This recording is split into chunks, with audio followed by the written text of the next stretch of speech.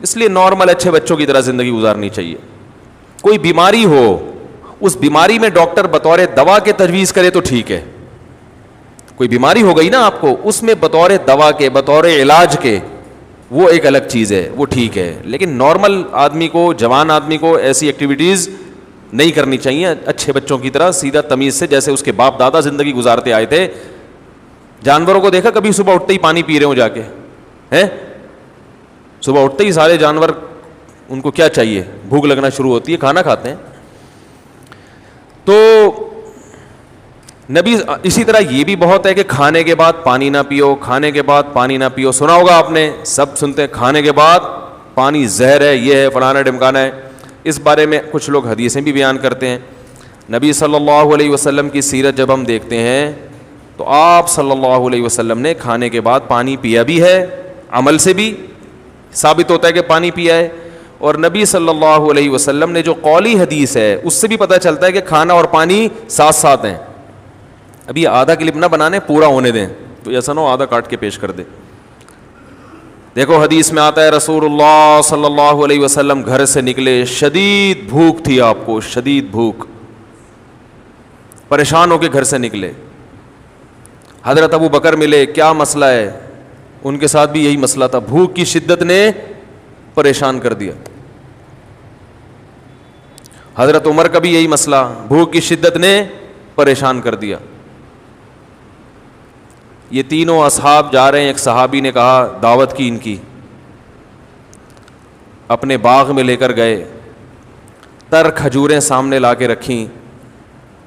آپ صلی اللہ علیہ وسلم نے ان کھجوروں کو تناول فرمایا اور فرمایا ان نعمتوں کے بارے میں ہم سے قیامت کے دن سوال ہوگا. اور وہ کھجوریں آپ نے کھانے کے بعد کنویں کا میٹھا پانی پیا اور سیر ہو گئے.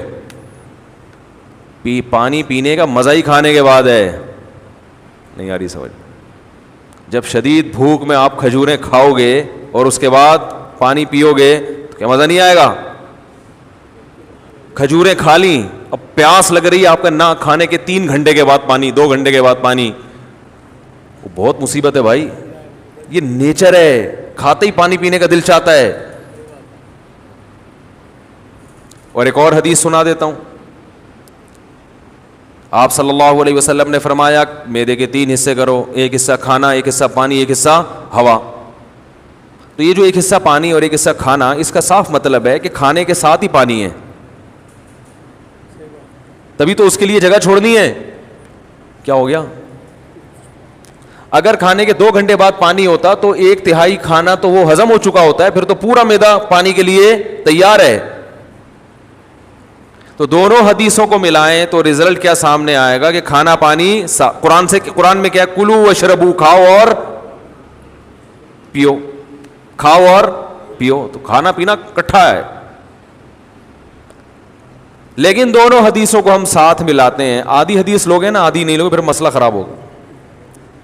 دونوں کو ساتھ ملاتے ہیں. ایک حدیث میں آ رہا ہے کھانے کے بعد آپ نے پانی پیا اور کھجور کے بعد, جس میں عام طور پہ منع کیا جاتا ہے, اور دوسری حدیث میں آ رہا ہے کہ 1/3 کھانا, 1/3 سانس لینے کے لیے جگہ. اتنا بھر کے کھاتے ہیں کہ سانس ہی نہیں آ رہا ہوتا, وہ پھیپھڑوں کی جگہ نہیں مل رہی ہوتی پھولنے کے لیے, اور 1/3 پانی. تو پتہ یہ چلا کہ یہ پیشکش اس کے لیے ہے جو 1/3 کھانا کھاتا ہے. سمجھ میں آ رہی ہے بات؟ اتنا کھانا کھاؤ کہ پانی کے لیے جگہ ہو. آج کل جو منع کیا جاتا ہے کھانے کے بعد پانی سے, ان لوگوں کو شاید ڈاکٹروں کی مراد وہ لوگ ہوں یا سب لوگ ہی ایسا کر رہے ہیں, وہ یہاں تک کھاتے ہیں. اس کے بعد جب آپ پانی پئیں گے تو وہ کھانا پھول جاتا ہے یا اور مسائل پیدا کرتا ہے, وہ جگہ بچتی نہیں ہے. اس سے نتیجہ کیا نکلتا ہے؟ بد ہضمی. تو وہ تھوڑا کھانا اگر کھایا جائے تو اس کے بعد پانی پینے میں کوئی حرج نہیں ہے, بلکہ فائدہ مند ہے, کیونکہ نبی نے جو کام کیا وہ نقصان دہ نہیں ہو سکتا.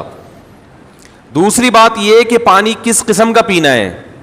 ہمارے نبی نے جو پانی پیا وہ کنویں کا, وہ ایک نارمل ٹیمپریچر ہوتا ہے اس کا, اور ہمارے ہاں جو کھانے کے بعد پانی پیا جاتا ہے وہ فریج کا نکلا ہوا ٹھنڈا ٹھاٹ.